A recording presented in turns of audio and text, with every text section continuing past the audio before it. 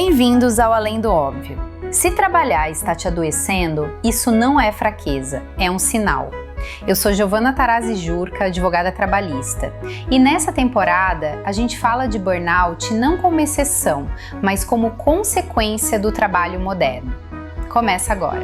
Olá, recebo aqui hoje no Além do Óbvio, Gustavo Bonafé. Gustavo, eu quero te agradecer imensamente a tua vinda aqui no podcast, a tua humildade e gentileza conosco, porque sei da tua competência, capacidade para poder falar sobre esse tema que é tão sensível e tão importante pra gente, que é o burnout. Então eu quero demais te agradecer e deixar você aqui à vontade pra gente poder falar. Eu acho que você tem total propriedade para falar desse assunto, enquanto a gente conversava até há pouco sobre o burnout, enquanto tema, você como treinador de lideranças, é alguém que tem muita bagagem para contribuir. Então eu quero que você se apresente, que você possa aí fazer uso e falar bastante pra gente sobre isso. Perfeito, Giovana. Eu que agradeço o convite, é uma satisfação imensa estar aqui com vocês, com todo mundo que está nos acompanhando, e para falar de um tema tão relevante, né?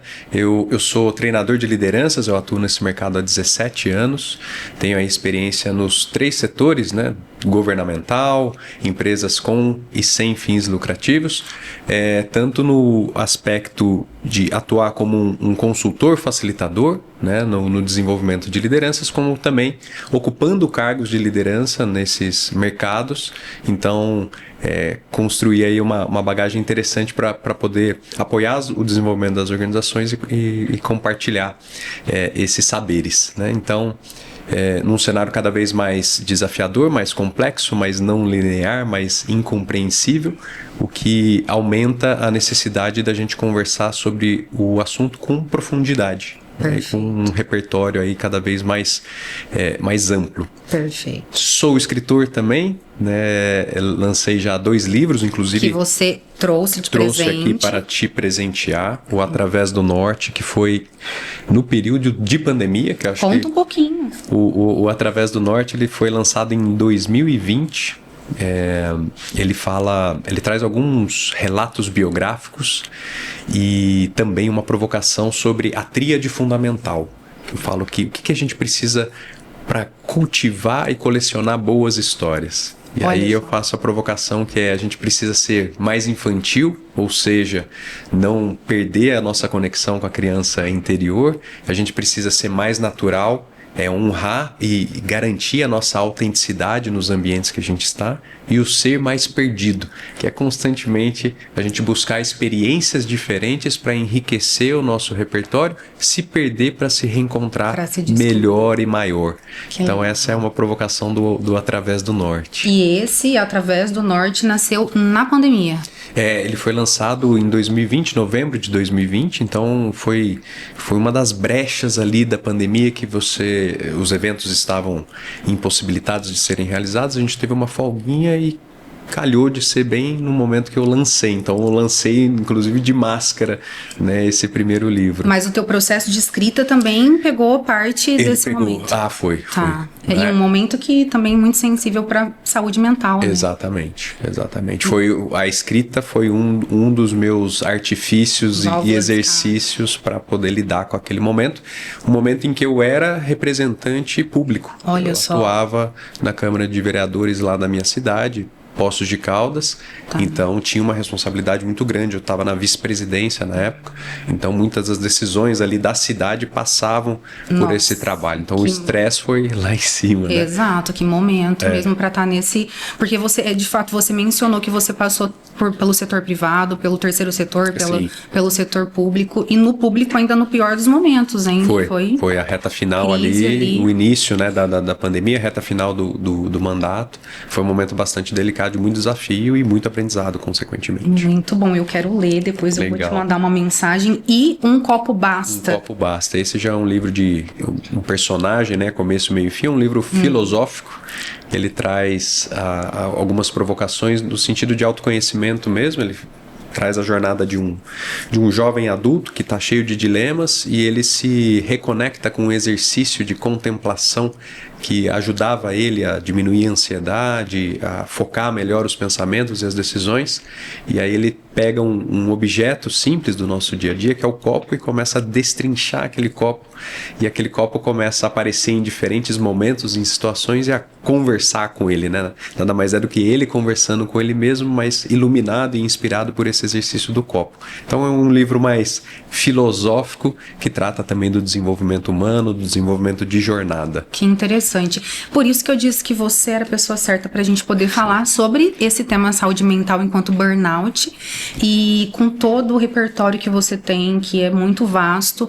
Inclusive, Gustavo, eu falei em outros episódios que nós tivemos aqui, tivemos profissionais da saúde falando sobre burnout, mas muito convergindo para esse lugar de que antes de olhar para a doença, a gente precisa olhar para o ambiente. Então eu quero aproveitar essa colocação para deixar você trazer aqui para mim, com toda a tua experiência enquanto treinador, e que lida, né, com vários tipos de liderança, né, e teve essa experiência toda aí, setor público, privado, enfim, para que você traga, e eu começo te perguntando isso, sobre resultado, sobre performance e o equilíbrio dessas coisas, performance, resultado, seja no setor privado, eu acredito que pior do que no público, mas aí é você quem vai dizer talvez que eu estou enganada, mas como lidar, como equilibrar esses pratos aí junto da saúde mental? Não, perfeito. Quando a gente olha para o papel do líder e olha para essa questão do burnout, 42% dos casos acontecem em cargos de gerência ou cargos superiores.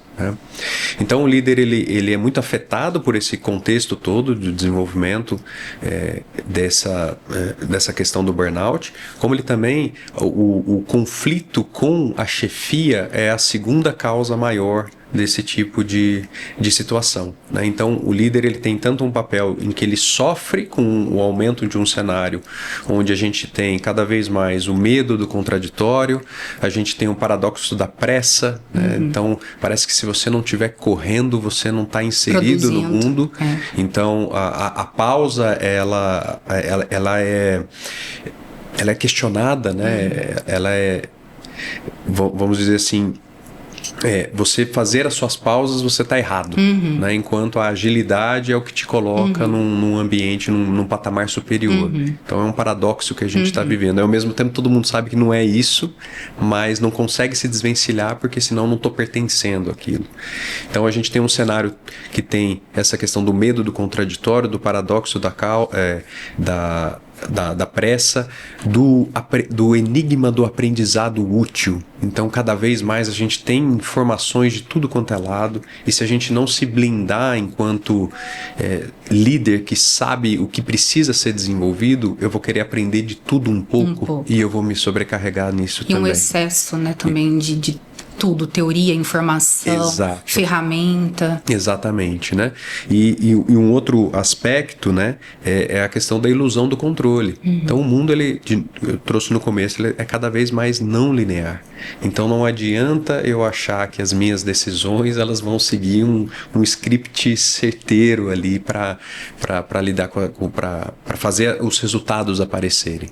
Então se o líder ele não tem a noção de todos esses sintomas que estão à nossa volta e ele não se blinda com isso, a performance do time ela vai ser prejudicada, os resultados vão ser prejudicados. Obviamente depende muito de contexto, mas eu acho que o grande desafio da liderança é parar e encontrar de forma consciente o seu propósito verdadeiro dentro daquele ambiente e cuidar daquele ambiente de uma forma diferente do que a gente estava acostumado a cuidar. Então, o líder ele tem uma figura central. Eu não sei se eu estou respondendo exatamente aqui a questão, mas ele é que dita o ritmo daquela equipe. E se o ritmo dele está confuso, está desequilibrado, está desestabilizado, a equipe sente e, consequentemente, a organização sente. E aí eu acho que não tem diferenciação de setores. Em todos os setores, a figura do líder ela passa por essa sustentação daquele ecossistema. Então, seja no social, seja no governamental ou no privado. né? Então, o peso da liderança, para mim, em todos os setores, ele é o mesmo, apesar de mudar alguns elementos dentro daquela configuração. Perfeito. E você sabe que essa questão que você trouxe de dados, né, que eu falo que é levar a conversa, eu tinha certeza que isso ia acontecer nesse nosso papo, trazendo esse ponto da liderança, há uma falsa ideia, eu acredito, quando a gente fala de burnout num senso comum, e eu já falei isso aqui em outro episódio, de que o burnout ele afeta os colaboradores que estão ali sob uma hierarquia. Obviamente, né, a depender da empresa que você tá falando, sempre vai existir hierarquia até acima da alta liderança, mas eu ouço muito isso, como se os colaboradores que estão aqui nessa base, eles estão sob a hierarquia, né, maior, eles são os que mais estão afetados. E aí você traz dados, né? E você nos diz que o grande problema do burnout, na sua maioria, está aí nesse nicho ou não, nessa camada que é a camada de liderança, né? E o quão isso é importante, sensível e é onde talvez o olhar tem que estar, né? Pro trabalho acontecer. E a gente também conversava um pouquinho antes até de entrar aqui no ao vivo sobre essa questão da norma regulamentadora, que não tem como não falar dela. Sim. Né, muito embora a gente queira falar do assunto sobre inúmeros viés, mas a norma regulamentadora, eu acho que ela vem ali nesse momento de o tema tá dessa forma porque há um adoecimento absurdo, né? O judiciário tá abarrotado, e aí eu falo que quando não há preventivo, há o contencioso, né? De uma forma ou de outra você precisa resolver, e aí o governo, obviamente, tem que entrar com algum tipo de solução. Se é a melhor solução, a gente não sabe, mas é um início aí, né? Para que, de fato, as empresas entendam que o problema está no ambiente, e aí você traz o problema tá no ambiente, mas o problema, ele tá ali em volta da liderança. O que você, nessa tua experiência, nos seus treinamentos, enfim, estando nesses lugares, quais são os fatores, existe algo assim que mais prejudica? É excesso de jornada? É uma cultura desorganizada? É uma empresa em que as metas são exorbitantes? O que você traz ali de ponto comum para esses casos de adoecimento mais críticos? Eu acredito que é tudo isso, né? É um pouco de tudo isso. Quando a gente fala que a liderança ela é bastante afetada nesse cenário, porque a liderança ela recebe pressões de todos os sentidos. O sanduíche, né? A camada de cima, a camada de baixo. A camada de baixo e os pares também. Os pares. Né? Então, a depender da relação com os pares, você tem ali, às vezes, disputas não saudáveis que também amplificam essa tensão dentro para um indivíduo em si, né? Então, ele conseguir se blindar de diferentes maneiras para lidar com todas essas situações, com a situação do seu liderado, com a situação da sua liderança dos seus pares. E muitas vezes é o que eu falo que também tem isso, além dos externos, né, Gustavo? Ele ter que gerir a própria carreira, né? Porque o líder, ele já tá numa posição em que a carreira é o patrimônio profissional dele, né? Exatamente. E aí o grande desafio é como que eu busco um equilíbrio dentro desse cenário complexo, mas não um equilíbrio, de novo, linear. Né? É um equilíbrio dinâmico, porque vão ter momentos em que eu vou ter que dar mais atenção para minha equipe de liderados, vão ter momentos que eu vou ter que trabalhar melhor a minha relação com os meus pares, vão ter momentos que eu vou ter que ter conversas difíceis e francas e transparentes com a minha liderança superior. Então, como que eu busco esse equilíbrio de uma forma cada vez mais inteligente? Eu falo que uma das características que a gente tem que ter hoje enquanto líder é o pensar como um cientista. E para pensar como um cientista, eu preciso parar e analisar o meu contexto com profundidade, com transparência, com franqueza comigo mesmo.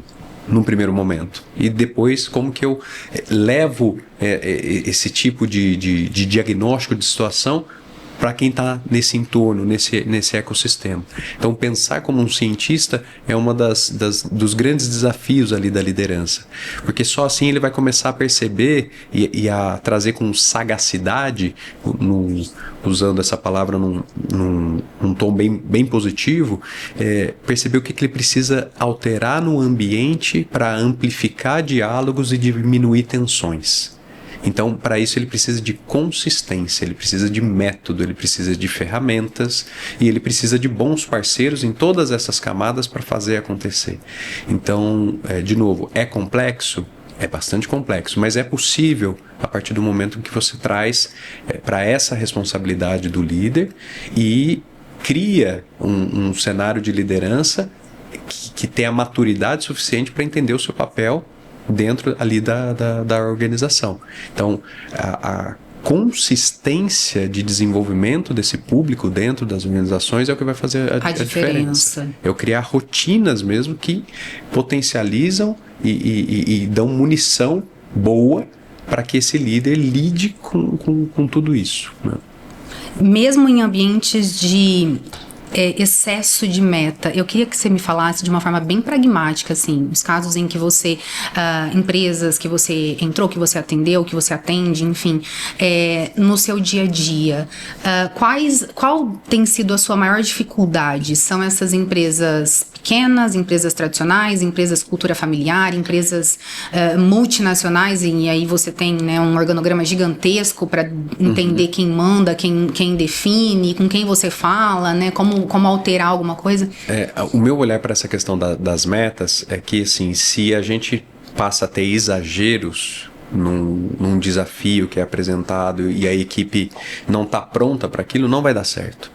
Então, cada vez menos eu acredito que as metas vão se tornar audaciosas a ponto de estrangular a pessoa e a sua energia ali dentro. E isso em todos os contextos.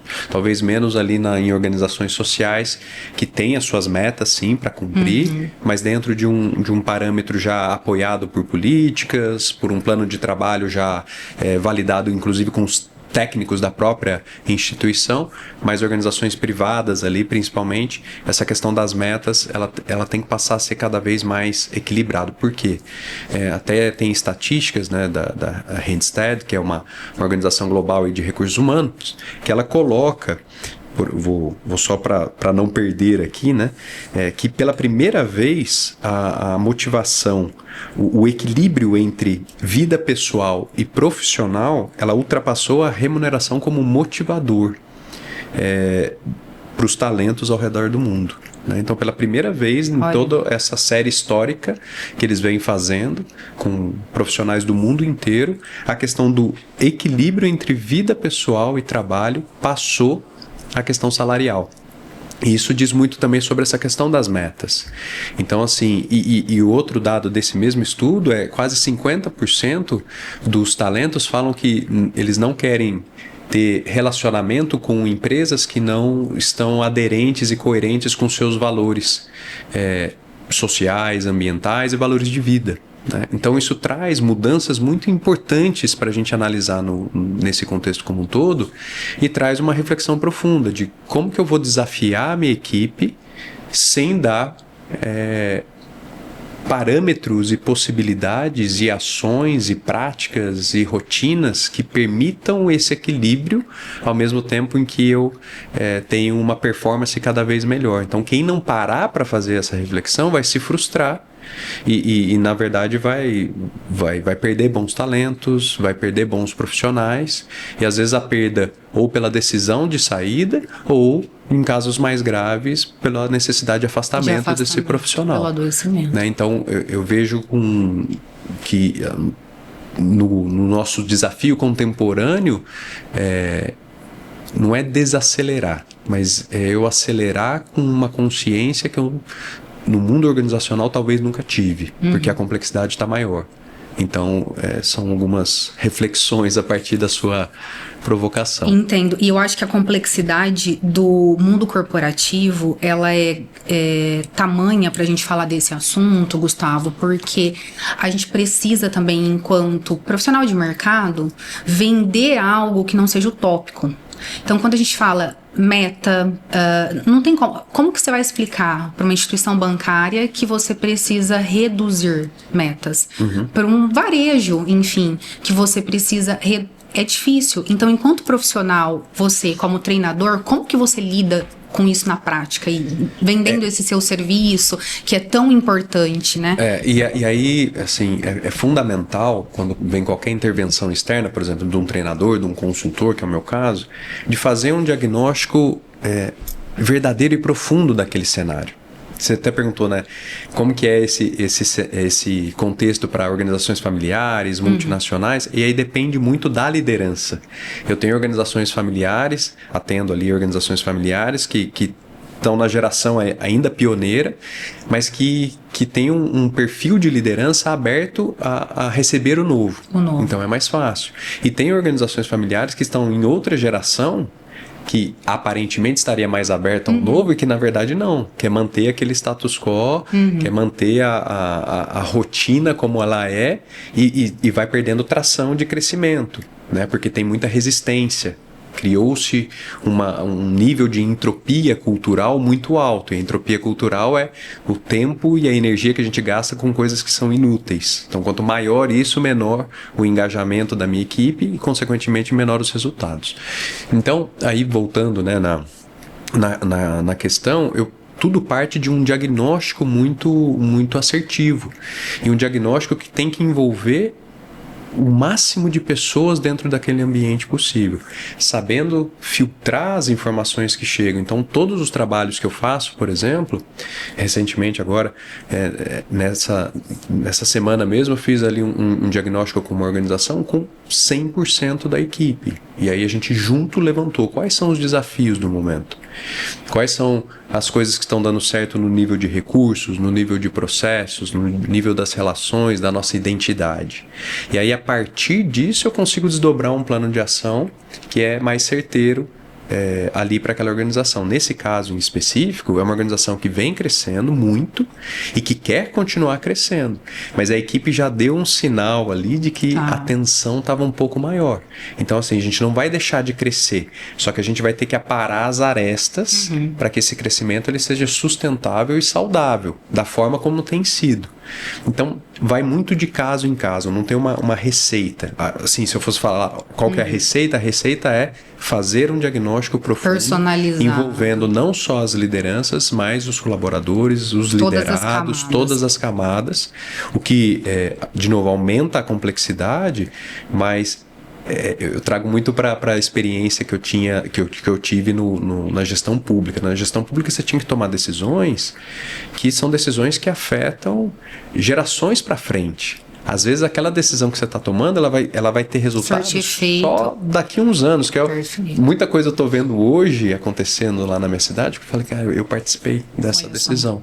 E que bom que eu acertei na leitura aqui naquele cenário. Porque é melhor eu aprofundar e eu escarafunchar ali como um cientista aquele cenário todo, do que às vezes pegar a opinião de 1, 2, 3 e montar todo um plano de desenvolvimento que vai se mostrar vazio porque não tem aderência à realidade do ambiente. Não que a opinião de quem traz, né, que às vezes é o tomador de decisão para contratar, seja irrelevante. Não. Pelo contrário, ela é fundamental, mas ela tem que vir acompanhada de um contexto mais bem balizado, de um conjunto melhor. Né? Perfeito. Esse outro dado que você trouxe na tua fala converge com um outro momento que a gente teve aqui, que eu conversava com uma psicóloga, e ela, especialista em recrutar pessoas, e ela dizia o quanto essa geração, ela tá se importando muito mais com um salário emocional do que com a remuneração em si. Perfeito. E aí eu te pergunto, você acredita que isso tem a ver com a geração em si? Ou você acha que outras gerações, até como a nossa, enfim, por conta desse momento disruptivo que foi a pandemia, mudou-se aí também formas de pensar? Eu acredito muito que afeta todas as gerações, porque são energias da nossa época, energias do nosso tempo. O que acontece é que os mais jovens estão mais suscetíveis a receber essa energia já na sua formação. Então ele se forma com base nessa energia. Diferente, por exemplo, da minha geração, que recebeu outras energias de contexto daquele momento, na minha formação. A interação que eu tive com meus avós é diferente dos avós, né, dessa nova geração. geração. Então eu fui influenciado por esse contexto, mas essa energia chega para mim também, chega para todas as outras gerações. Então eu acredito que os mais jovens, eles trazem isso com mais força, porque faz parte do repertório deles. Exato. E a gente está suscetível a isso também. Alguns têm uma facilidade em lidar com isso, outros apresentam alguns obstáculos, algumas resistências, e aí isso que dá o conjunto desse todo. Mas eu acredito que são coisas que afetam todas as gerações. Interessante esse ponto de vista, porque eu penso muito a respeito, né? Você pega empresas onde você tem ali várias gerações trabalhando, né? Você tem os executivos, e a gente fala muito sobre a alta gestão, sobre liderança, né? É uma área que você atua, é uma área que eu atuo também na advocacia, mas numa mesma empresa, e você tem ali os líderes e os executivos que fizeram carreira, né? Então são pessoas de 20 e tantos anos de empresa, obviamente daquela geração que pagava-se o preço, e você tem os novos, né, líderes chegando, que são jovens, e aí o mindset é outro. E eu te falo isso, Gustavo, que é interessante, eu tenho um filho de 16 anos, e ele tá indo aí para esse funil do vestibular, conversando sobre profissão, enfim, e é intrínseco. A geração do meu filho é a geração da qualidade de vida. E isso, eu me paro para me analisar na época dele, na minha escolha, né, aquilo que eu recebia dos meus pais, dos meus avós também, era isso, olha, faça por onde, pague o preço, tenha resiliência, né, então eu acho que a sua geração, a minha, nós somos da mesma geração, mas a geração do meu filho, eles estão muito preocupados nessa escolha, eles estão muito preocupados com a qualidade de vida, com o tempo que eles vão ter para a atividade física, que hoje a atividade física, assim, tá dentro desses meninos. É uma coisa, o quão é importante eles terem um momento do dia pro esporte, pra academia, enfim. Então, eu vejo na prática, assim, no experimento dentro de casa, a grande diferença relacionada ao mindset.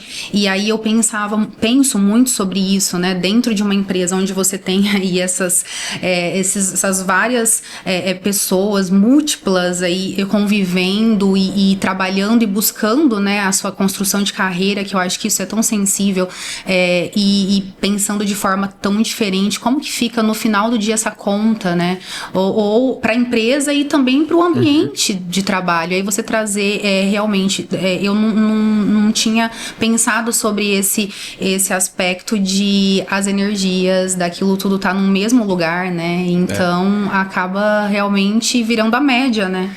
Porque eu falo que assim, hoje eu sou muito mais ansioso do que anos atrás. E aí eu acredito que é muito tudo que tem de contemporâneo, as evoluções tecnológicas, todo o acesso a conhecimento, a informações que a gente tem. Então, eu estou suscetível a essa... Tem até aquele livro, né, A Geração Ansiosa, que é um ótimo livro, que ele explica com dados e fatos ali como que essa geração vem sendo formada. Mas aí é aquilo, isso afeta todo mundo. A diferença são os repertórios, e aí não tem melhor e pior. Tem cada um com o seu repertório.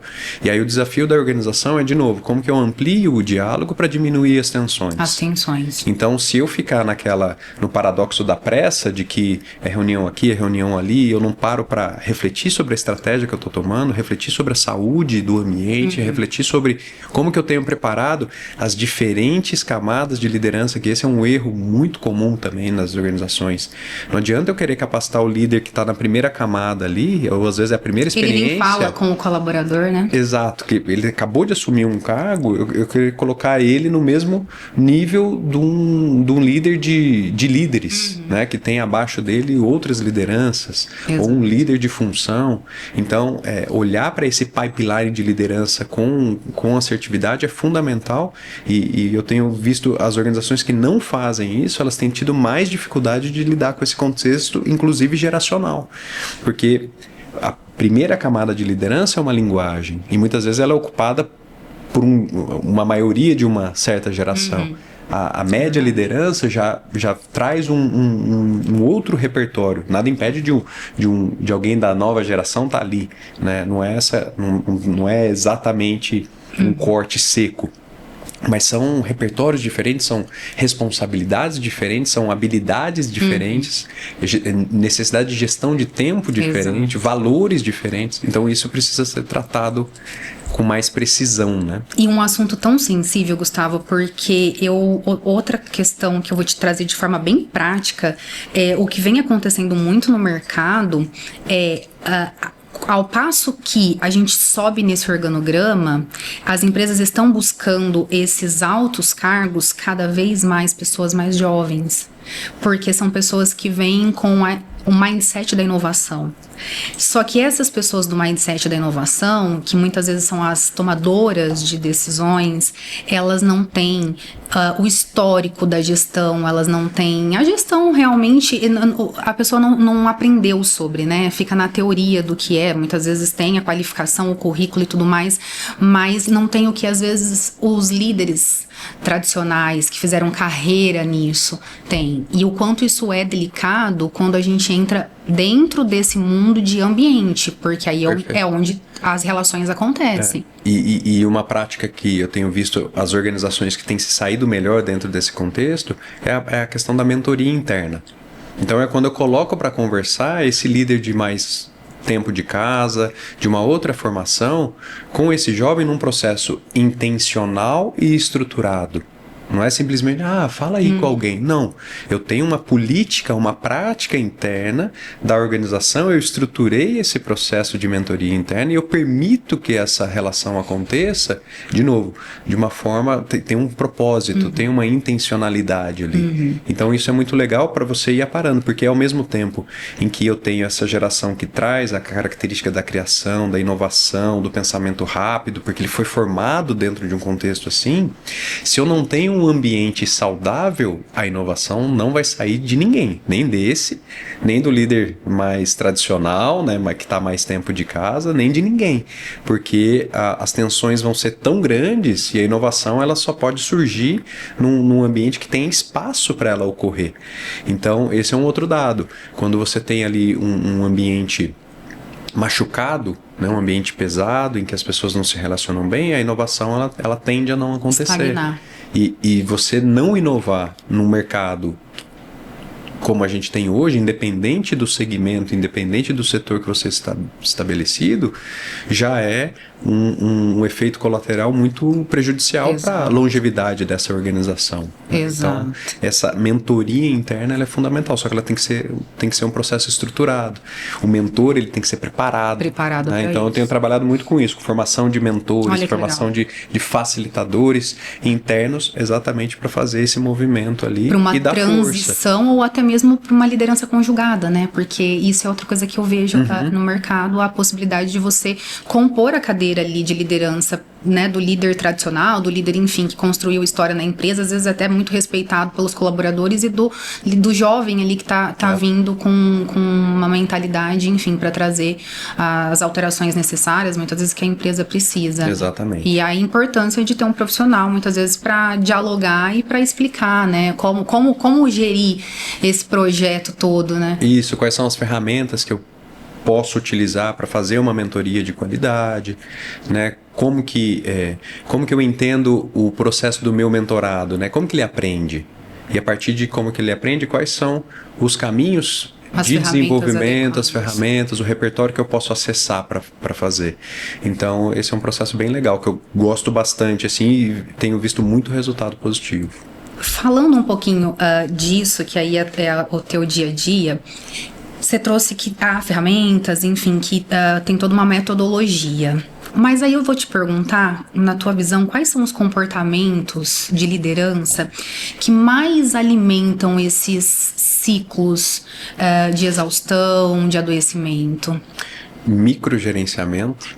Microgerenciamento, sem dúvida nenhuma. Porque você delega, mas você fica em cima querendo que aquilo seja feito de determinada maneira. E às vezes, se você não amadurece aquela relação, a crítica ou o apontamento ali, né, dentro daquela tarefa, ela soa como uma afronta.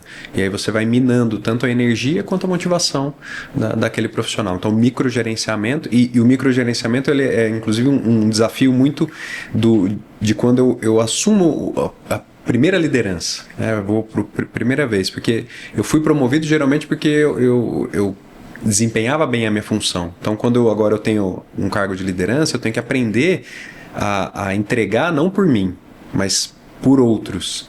E aí, nesse movimento, às vezes eu vou querer que você entregue do jeito que eu fazia exatamente. E a gente não precisa exatamente disso. Eu posso entregar de outras formas. Obviamente. Com o apoio do líder ali. O microgerenciamento é o primeiro. Uma outra prática, como a gente tem medo do contraditório, a gente tem medo do cancelamento, tem medo, né, de enfrentar críticas, a gente evita feedback. Então eu não crio práticas saudáveis e, de novo, intencionais de trocas para o desenvolvimento da minha equipe. Nem eu com a minha equipe, nem a minha equipe entre eles. Então isso também é uma prática que tensiona mais o ambiente. Então eu tenho que permitir, eu tenho que dar vazão aos aprendizados, eu tenho que dar vazão às trocas produtivas entre a minha equipe, só que eu tenho que preparar eles de forma madura. Recentemente eu estava com um líder, ele comentou assim, eu dou feedback para minha equipe frequentemente, de 8 em 8 meses. De 8 em 8 meses eu me reúno com eles. E 8 em 8 meses não é frequentemente, né? Então, assim, a gente tem que criar essas rotinas e essas rotinas elas serem próximas. Porque a gente está num mundo cada vez mais ansioso e mais frágil. Né? Tem a sigla do mundo BANI, né? Ele é frágil, ele é ansioso, ele é não linear, ele é incompreensível. Perfeito. Então, eu preciso ter práticas no meu dia a dia que permitam essa conversa. De novo, permitam a ampliação do diálogo para diminuição de tensões. E uma outra coisa que prejudica muito o ambiente é o alinhamento entre as lideranças. Porque, às vezes, eu sou o seu liderado, só que aí vem um líder, o seu líder vem ruído de comunicação total. Vem direto comigo. E aí você perde, você deixa de ser a minha referência, você se frustra, eu não sei para quem que eu respondo, e aí eu vou gerando um ambiente também que retira a autoridade, que eu recebo cobra o resultado. Então essa clareza dos papéis e de responsabilidades seria o terceiro ponto. Tem vários outros, mas acho que para ficar nesses três, né, são os principais. Microgerenciamento e a comunicação tem que ser alinhada. E inclusive eu ia te perguntar sobre isso, né? Trazendo os pontos aí complexos e quais seriam as soluções, os pontos que poderiam solucionar, e você já foi explicando, inclusive. Então eu quero mudar essa pergunta para uma outra aqui. Qual que é o ponto da virada para que esse líder entenda que ele está num ambiente ou adoecido ou que ele está causando um ambiente de adoecimento? Qual que é a virada de chave? Ele tem que primeiro se observar, né? E aí eu gosto muito de trazer uma teoria que é o triângulo dramático de Karpman. Não sei se já... Nunca ouvi falar. O triângulo, nos explique. Ele basicamente ele traz o seguinte: quando eu não estou num ambiente de equilíbrio, eu acabo ocupando 3 diferentes papéis. Ou eu ocupo o papel de vítima, então eu começo a me colocar em situações em que eu só reclamo, que tudo acontece comigo, que tá pesado, tá sobrecarregado. Ou me coloco num papel de perseguidor, então eu vou atrás de colegas, de pares e começo aqui meio que a espezinhar para tentar rebaixar aquela pessoa, mostrar que eu tô numa posição superior. Ou eu me coloco num papel de salvador ou salvadora. Ou seja, eu sou insubstituível, se eu não fizer isso, ninguém vai fazer, se eu sair vai acabar o departamento ou acabar a empresa. Então, eu falo que esses 3 papéis que a gente acaba assumindo, primeiro eu tenho que me perceber. Será que eu tenho estado nesses papéis? E às vezes o triângulo dramático é que às vezes eu triangulo. Então, hora eu vou estar na vítima, hora eu vou estar no perseguidor, hora eu vou estar no salvador. Mas qualquer um desses demonstra desequilíbrio meu e, consequentemente, do ambiente. Tá. E, então, ter essa percepção num primeiro momento para depois olhar para minha equipe. Será que a minha equipe está triangulando também? Porque às vezes acontece. Deu me fazer de salvador, você vem me pedir ajuda para defender do outro que tá. E aí você começa as dinâmicas humanas, assim. Então tem a triangulação entre pessoas, ou às vezes eu adoto posturas, cada hora num papel diferente. E isso já demonstra um tipo de desequilíbrio. Eu entendendo que eu tô em um desses lugares, eu preciso, alguma coisa precisa ser feita para alterar. Então o primeiro passo é tomar consciência do cenário que eu estou inserido. E aí, a partir disso, é buscar apoio, buscar ajuda, buscar repertório para poder lidar com a situação. Aí vai depender muito do contexto. E quando que você, até dos casos que você tenha presenciado, se deparou com esse líder nesse reconhecimento mesmo de estou doente, o que precisa para que esse líder na prática reconheça? Porque o alto cargo executivo, enfim, ele tem essa confusão, né, de performance, ele mistura muito os temas num sentido muito em busca dessa exigência, eu acho que até uma auto-exigência de eu preciso entregar, eu tenho que fazer, eu tenho que ser bom, eu não posso falhar, eu não posso dizer que tô cansado, eu não, né?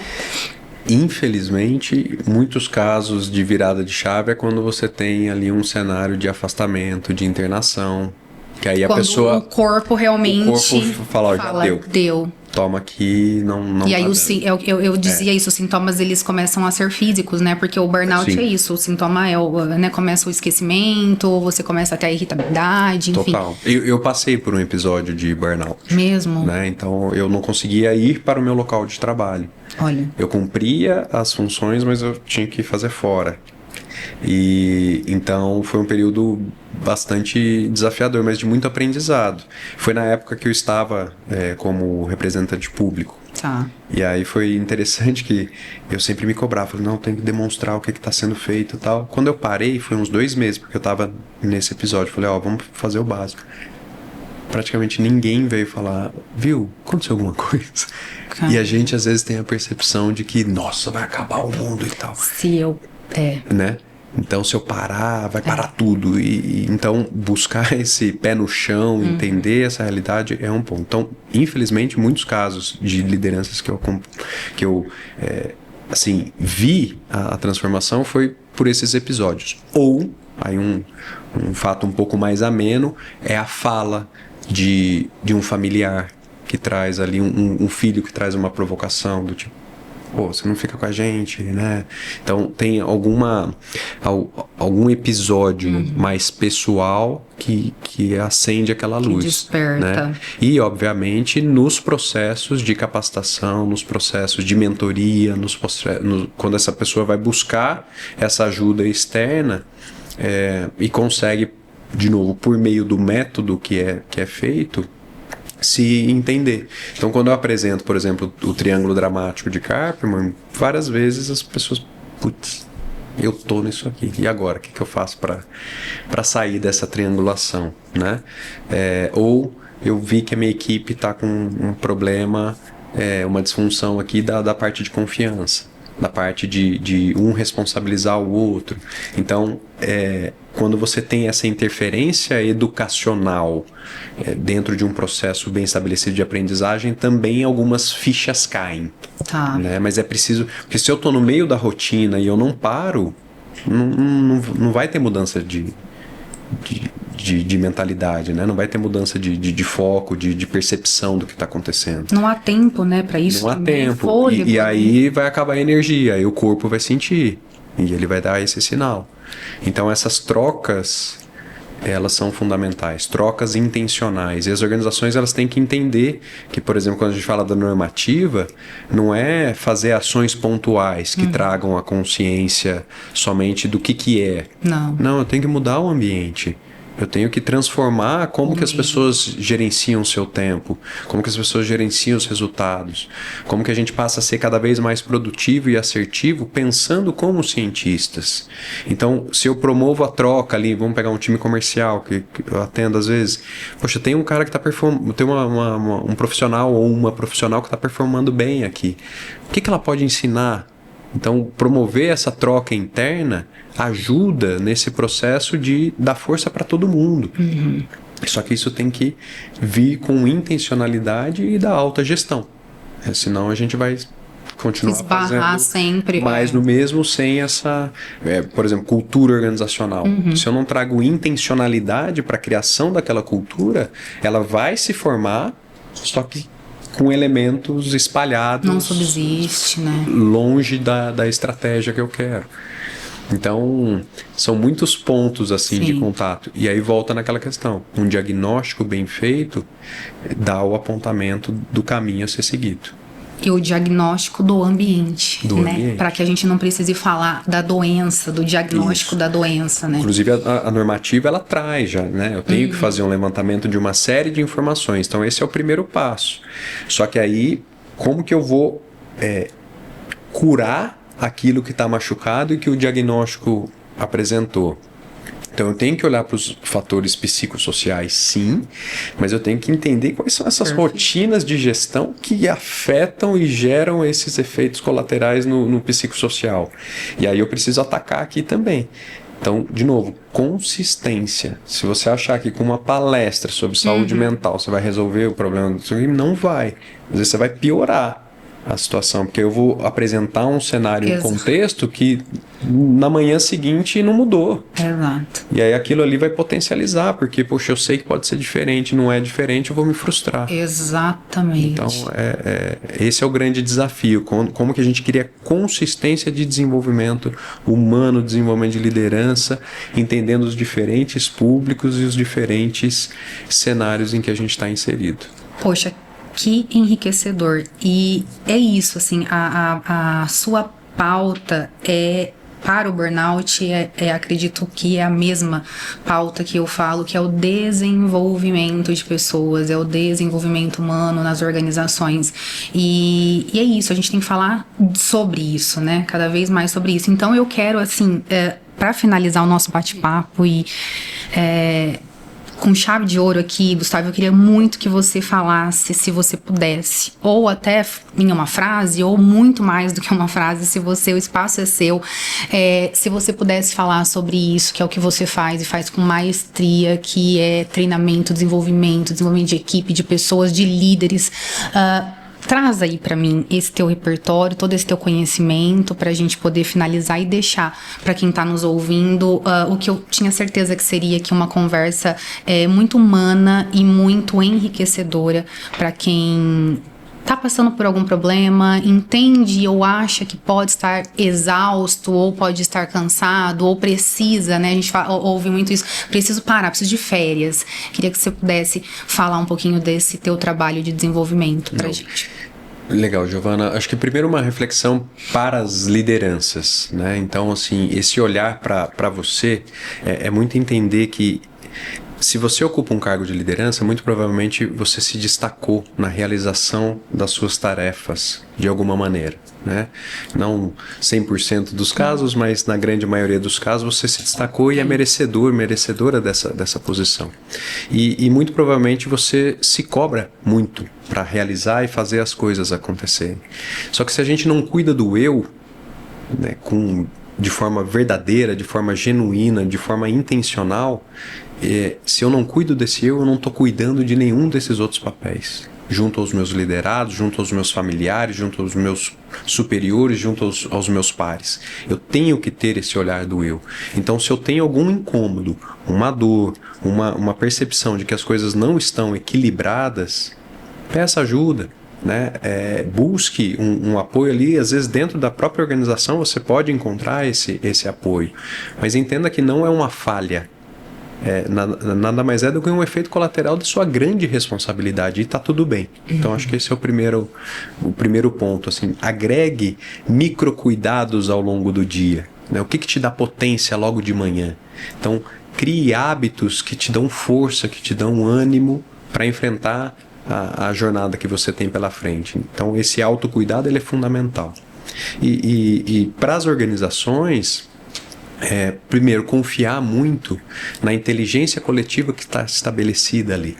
Muitas vezes as organizações elas querem trazer o que está sendo falado lá fora. Só que cada organização ela é um contexto. Da mesma forma que eu, pessoa física, tenho a minha biografia, a minha trajetória, o meu repertório, os meus conhecimentos, os meus defeitos, a pessoa jurídica ela também tem a sua própria história. E essa própria história, ela precisa ser explorada, para que quando eu for construir um plano de ação, um plano de intervenção positiva, de desenvolvimento dentro daquele ecossistema, ele seja assertivo. Eu falo que se encaixe e que dê espaço para quem está ali vivendo aquele dia a dia fale. Eu brinco que eu, como consultor facilitador, às vezes eu trabalho contra a minha profissão, porque eu quero entrar nas organizações e torná-las dar autonomia para aquelas lideranças lidarem com os problemas sem a necessidade de uma intervenção externa. Eu posso trazer inspiração durante um período, mas viver ali como um parceiro de longa data, se fizer sentido, maravilha, mas a minha ideia é trazer autonomia. Eu acho que as organizações elas precisam criar esse repertório interno de uma forma intencional para que ela entenda que a história dela é única. E é exatamente no entendimento dessa história única que reside muitas vezes a solução para os nossos problemas, para os nossos desafios, né? Porque eu possa encontrar naquele grupo, naquela essência, a segurança, né? O que eu preciso para crescer de forma sustentável. Foi muito o caso dessa organização que eu atendi essa semana, por isso está muito vivo para mim.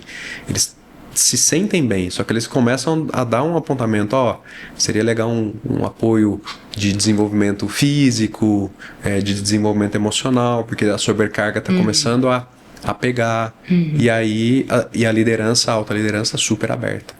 Não, então vamos viabilizar isso. Olha a importância, né? Não sei como ainda, mas vamos viabilizar. Então, esse diálogo interno, ele é fundamental, né? Então, eu falo que mais do que treinar lideranças, eu tento criar esses ambientes de autonomia, de dar repertório para que, com maturidade, as pessoas possam resolver as suas questões. Isso passa pela liderança. A gente conversou no off aqui, Exato. Né? Que a liderança ou ela constrói um negócio ou ela destrói, porque ela tem um papel-chave ali dentro. Então ela precisa ser cuidada de uma maneira muito personalizada. Acho que esse é o caminho. É isso mesmo.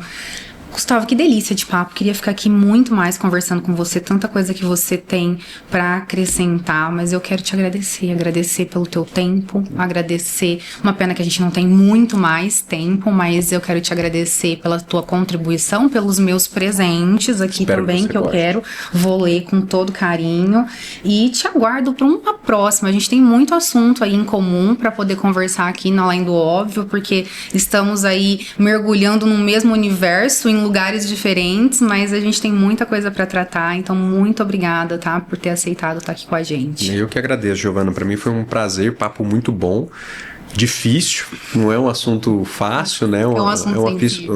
Ele tem muitas nuances para serem analisadas. Espero ter compartilhado aí boas reflexões para quem está nos acompanhando.